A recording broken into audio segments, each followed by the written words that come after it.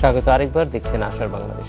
আপা, আমরা শেষ পর্যায়ে চলে এসেছি। আমরা একটু জানতে চাই যে এই জাতীয় পর্যায়ে বাজেটের ক্ষেত্রে কি কি ধরনের মানে ইনক্লুসিভ মেকানিজম থাকা দরকার যাতে প্রতিবন্ধীদেরকে সম্পৃক্ত করা যায়।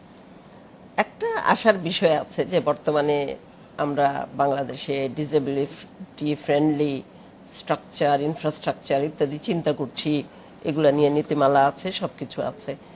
বাজেটের ক্ষেত্রেও কিছু কিছু আমাদের প্রেসিডেন্স যেটা বলি আমরা আছে, যেমন ধরেন জেন্ডার বাজেট, এটা গত কয়েক বছরে শুরু হয়ে এখন বোধহয় 28টি মিনিস্ট্রি জেন্ডার বাজেট করে থাকে। তো সেখানে এই ডিসেবিলিটি ফোকাসড বাজেট করাটা আমার মনে হয় না যে খুব একটা কঠিন কাজ হবে, পাইলটের মতো করা যেতে পারে। উনি যেটা বললেন, এই যে যুব মন্ত্রণালয়ই তো একটা বরাদ্দ রাখতে পারে যে যত তাদের প্রশিক্ষণ প্রোগ্রাম হবে, স্কিলস ডেভেলপমেন্টের অনেকগুলা কর্মসূচি চলছে শিক্ষা মন্ত্রণালয়ের। সেই জায়গাটাতে যদি এই ডিসেবলদের অ্যাক্সেসটা, শুধু ফিজিক্যাল অ্যাক্সেসের কথা বলছি না আমি, এনরোলমেন্ট, তাদের ট্রেনিং ইত্যাদির ব্যবস্থা যদি আলাদা বাজেট করা যেতে পারে, কয়েকটা মিনিস্ট্রিকে দিয়ে আমরা শুরু করতে পারি ডিসেবিলিটি ফোকাসড বাজেট।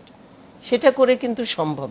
এখন পরিকল্পনার দিক থেকে আমার মনে হয় না এটা নিয়ে খুব একটা অসুবিধাজনক কিছু হবে, কারণ এটা তো পরিকল্পনার যে স্ট্র্যাটেজিটা, যেটা এই যে ইসের সেফটি নেটের যে কৌশল আছে সেটার মধ্যেই কিন্তু এটা নিয়ে আসা যায়। তো আমার মনে হয় যে এটা করা সম্ভব এবং সরকারের দিক থেকে এই চিন্তা ভাবনাটা করা উচিত। কয়েকটা মিনিস্ট্রি, বিশেষ করে মহিলা ও শিশু বিষয়ক মন্ত্রণালয়, যুব মন্ত্রণালয়, স্বাস্থ্য মন্ত্রণালয়, শিক্ষা মন্ত্রণালয়, এই কয়েকটি, সমাজ কল্যাণ মন্ত্রণালয়ের সাথে লোকাল গভর্নমেন্ট। এবং যেটা শুরুতে আমরা যে কাহিনীটা দেখলাম যে একটা ইউনিয়ন পরিষদ যে করেছে, লোকাল গভর্নমেন্ট, স্থানীয় সরকার মন্ত্রণালয়, তারা যদি শুরু করেন। জেন্ডার বাজেটও কিন্তু শুরু হয়েছিল বোধহয় 10টি বা 12টি দিয়ে, এখন 28টি মন্ত্রণালয় করছে এবং এটার সুফলটা আমরা পেতে শুরু করেছি। স্যার, আপনার কাছ থেকে শেষে জানতে চাইবো যে বাজেটে যদি এটা ইনক্লুড করা হয় বা যেটা ইতিমধ্যেই আছে সেটাকে আরো বেশি জুৎসই করা, যাতে যাদের জন্য এটা করা তাদের কাছে যথাযথভাবে পৌঁছায়, সেই ক্ষেত্রে পরিকল্পনার দিক থেকে কি ধরনের ইনপুট দেয়ার আছে বা বাজেট তৈরির ক্ষেত্রেও কি ধরনের উদ্যোগ নেওয়া প্রয়োজন? পরিকল্পনার ক্ষেত্রে অবশ্যই এটাতে উপকরণ দেওয়ার আছে, কারণ পরিকল্পনাটাই বাস্তবায়িত হয় বাজেটের মাধ্যমে। তো যে পরামর্শগুলো আছে আজকে আসছে, মনে করি অত্যন্ত যথাযোগ্য প্রস্তাব এগুলো।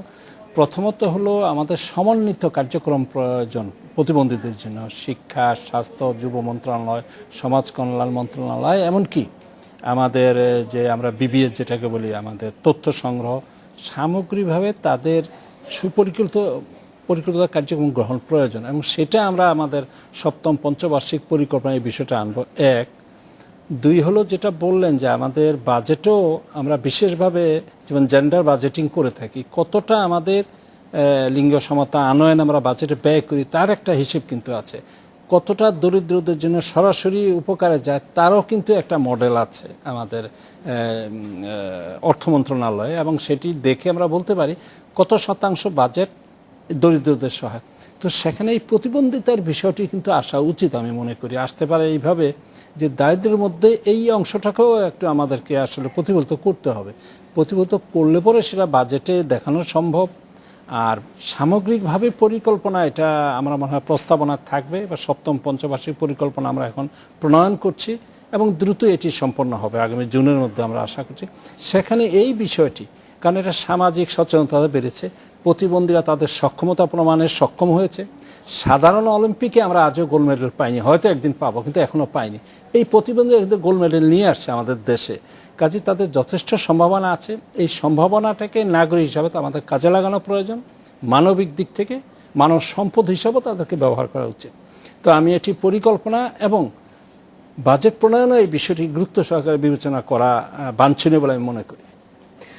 স্যার, আমরাও মনে করি যে এই যেই প্রক্রিয়াটি শুরু হয়েছে নরসিংদী থেকে, সেটা অবশ্যই জাতীয় পর্যায়েও এটার প্রতিফলন থাকবে এবং আলাদাভাবে এই বিষয়গুলি অন্তর্ভুক্ত হবে জাতীয় বাজেটে, যেন এই বাজেট থেকেই এই কর্মসূচিগুলি ছড়িয়ে যেতে পারে।